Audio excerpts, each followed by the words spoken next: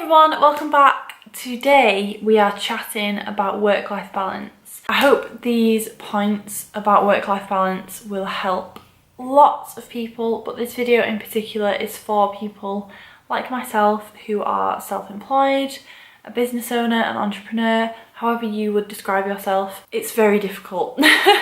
Work-life balance is very difficult and it's always a hot topic, and it's always something that a lot of us have a lot of guilt and shame around. I first want to say there is no such thing as a perfect work-life balance, because I think there's always going to be times when one thing takes precedent over the other. I've talked a lot on this channel about putting my own personal health and well-being, whether that's my physical health, my workout routine, my, making time to take breaks, have a meal, get enough sleep, all that kind of stuff. My overall well-being is always going to be a number one priority for me. Are there days where, even though I believe that and I practice that in my everyday life, are there the odd days where I stay up working too late, or I am completely exhausted at the end of the day and the only thing I can fathom to pick up to eat for dinner is a chocolate bar, some crisps, something frozen shoved in the microwave? Yes, of course there are days like that, and it could swing the other way and one of your family members could be taken ill or need your help urgently in some other way, and they take complete precedent in that time, and you will have to cancel work and let down clients and all that other stuff, because life is just like that. And I feel like we always have so much guilt and shame around thinking that we have to have a perfect work-life balance, but it doesn't really exist.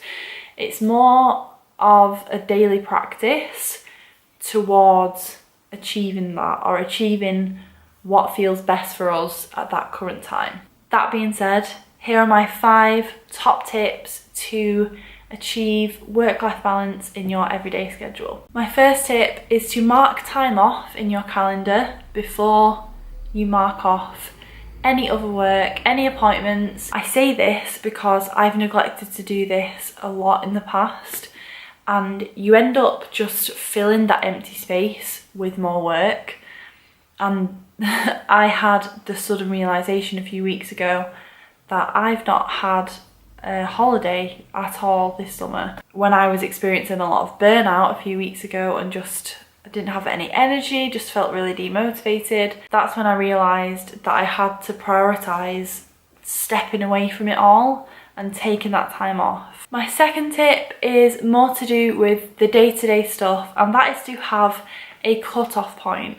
So have a point in your day where you stop working and you do life things, whether that's doing your favourite, going to the gym, looking after yourself physically, cooking yourself a nice meal, spending time with family, doing your favourite hobby or something fun that you enjoy, having a drink with your friends, watching a film, watching Netflix, whatever it is that you love to do and fills up your tank.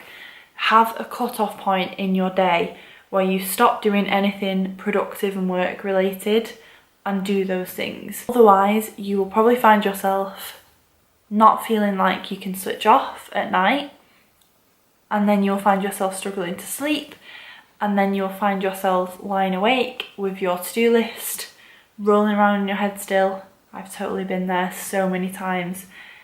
It's so beneficial to even have just a couple of hours in your evening, even just 1 hour of doing something fun at the end of your day makes the world of difference in switching off.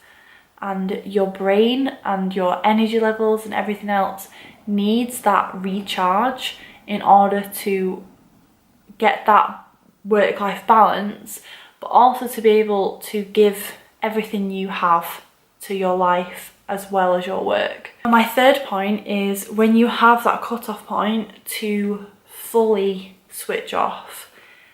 This is something I really struggle with, and I feel like if your job is all consuming, if you find yourself constantly checking emails, for me, and I'm sure a lot of other brand business owners, all types of people, constantly checking social media, constantly reading comments, replying to comments, favoriting people, liking people back, whatever else. Even though it feels like it's just fun, easy and quick, it does send a message to your subconscious that you're still in work mode. Not that there's anything wrong with taking 5 or 10 minutes to check a few emails, to reply to comments, whatever else, but I feel like you have to consciously choose to do that thing.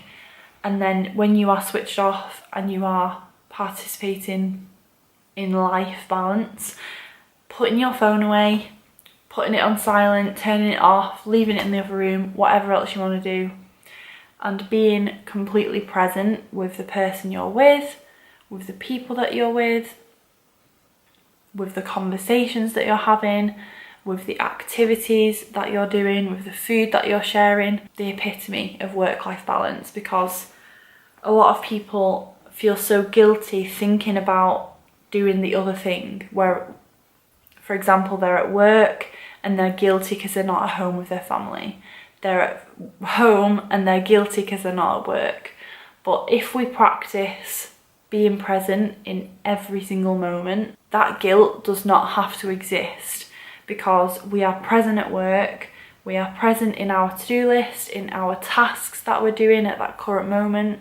We're productive, we're focused, we're not distracted. And likewise, at home, we're present, we're engaging with our family, we're not taking advantage of them. We're fully engaging with them, communicating with them, connecting with them, fully switching off from whatever else you feel like you should be doing, and being present in the moment. It's huge. The fourth thing I want to talk about, I know I've already talked about blocking time off in your calendar, but I wanted to mention quickly mini breaks and weekends away are one of my favourite things to do, and me and Adam have just started doing this a lot more this year, and I'm a huge convert to the mini break.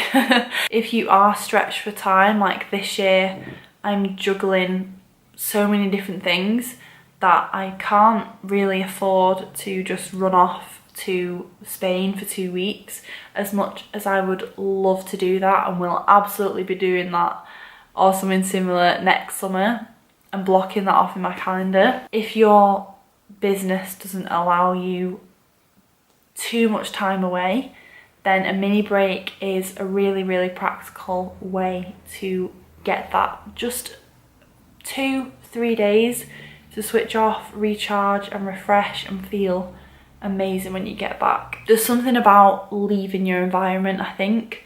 So even if it's getting a hotel for the night in your hometown or near a city, somewhere that you might even go all the time anyway, but the act of moving to a different environment and staying overnight somewhere else gives you that holiday vibe, and gives you that, I feel like it triggers your brain to switch off and relax more. My final tip is to treat your self-care calendar and to-do list items with the same importance that you would a work item, if not with more importance than your work items. Because when you think about it, if you're not practicing self-care in your daily life and allowing yourself to recharge, then you're no good to anyone, especially yourself. So when I say self-care tasks and appointments and items, I mean anything that fills you up. Your workout, a blow dry appointment, lunch with a friend, a date night, whatever it is, don't cancel those things and don't skip them, because you should be treating them with as much importance as an important meet with a client or a job interview. Why am I not worthy of that same level of respect and commitment?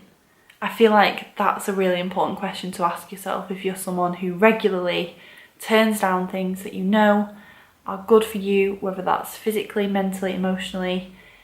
If you're constantly letting your friends or partner down because of work commitments, then just consider how much more important those things are in the long run. I hope these tips were helpful for you if you struggle with work-life balance as a business owner. Let me know what your tips are in the comments below. I'd love to hear from you. Make sure you're subscribed for 2 to 3 videos every single week, all about living your best life and putting yourself first. So hope to see you in my next one, and I will see you then. Bye!